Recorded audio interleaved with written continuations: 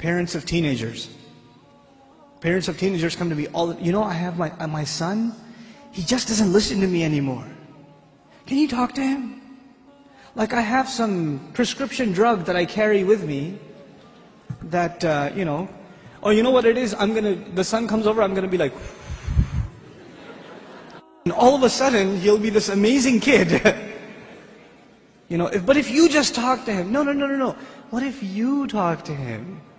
And where were you when there was time to talk to him? Let me tell you something I'm going to talk about parents first a little bit, then I'll talk about couples, and that's the only time we have. Two things. Two kinds of fundamental relationships, your relationship with your children and your relationship with your spouse. So we'll talk about some very basic things in regards to both. When your children are little, when they're 5, 6, 7, 2, 3, 4, you know what the most important thing is? I have 5 of those, I could tell you.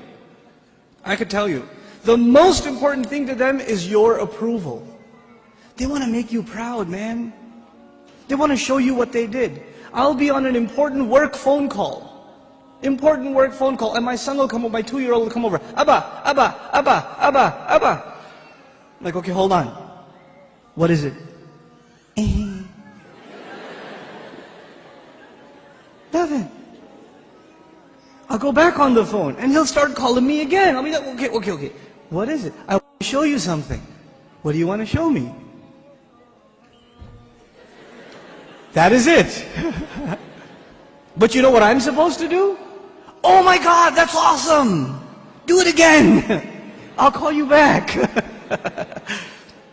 You're supposed to appreciate what your children do. They live for that. They desire that more than anything else. I have 3 girls, and you know the difference between girls and boys. Boys can't sit still, and girls can't stop this, right? So I pick my girls up from school. One's in 1st grade, the other's in 3rd grade. I pick them up from school. It's a 25-minute ride back home, and what are they doing the whole way?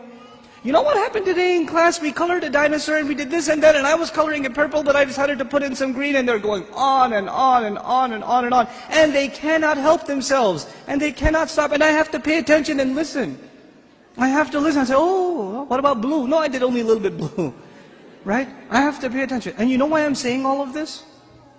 Just one more story on the side, just to wake you up a little.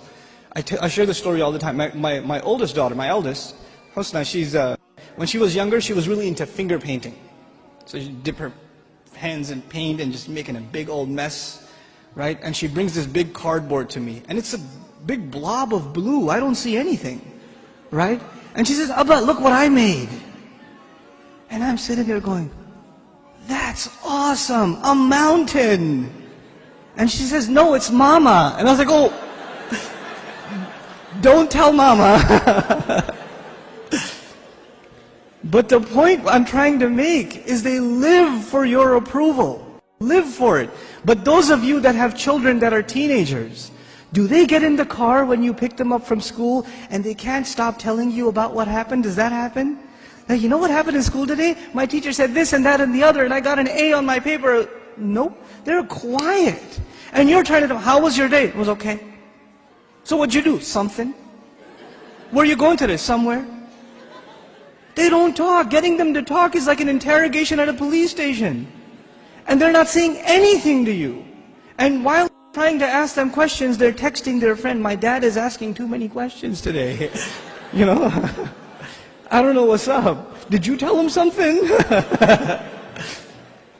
What I'm trying to get at is very simple. At a younger age, your children crave your attention. And when they get older, you will crave their attention. But if you don't give them attention when they're tiny, when they come to you with their toys and you say, go in your room, I'm watching the news. The game is on, could you take him please? Come on, I had a long day at work. I don't want to deal with this right now. I have friends over, it's embarrassing, go to sleep, go get out of here. When you have this attitude towards your children, like they're an obstacle in your path, your job was at work, when you come home, you're on vacation. No, buddy, your job began when you came home. That's your job. What you did over there is just to fulfill your real job at home. Be a father. I'm talking to the men here. Be a father. Spend time with your children. They're not just there so you put them in school and you come home from work, you just want to go to sleep, you don't want to bother with anybody, you don't want to talk to them. And actually the easiest way to not talk to them is get them an iPod Touch and an iPhone And get them a computer and a laptop in their own room with high-speed internet, so you don't even have to look at their face. They could just be in their room all day Facebooking, finding themselves a new set of parents online. Seriously. Be a father, be a mother. Don't replace your motherhood and your fatherhood with these things, because if you do, when they become independent, you know what happens to most parents? To most of you, your children, they only see you as a bunch of dollar signs walking around. And the only time they come and talk to you, Dad, can I have $5? Actually, nobody asks for $5 anymore, right? It's 20s nowadays. And I know youth, they haven't seen money that small. They don't know fives. Can I have $20? Can I go to the mall? Can you drop me off? Can I go over to my friend's house? Can I do this? Can I do that? Can I do the other? When they want something, they come to you. Otherwise, you don't see them. And when they get to a certain age where they are old enough to make their own little bit of money, guess what? You're not going to see them at all. Because your cash register is no longer relevant.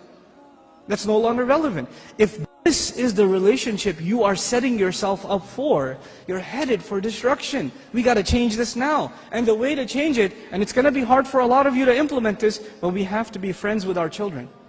We have to be their best friends. They should enjoy hanging out with us the most, the parents.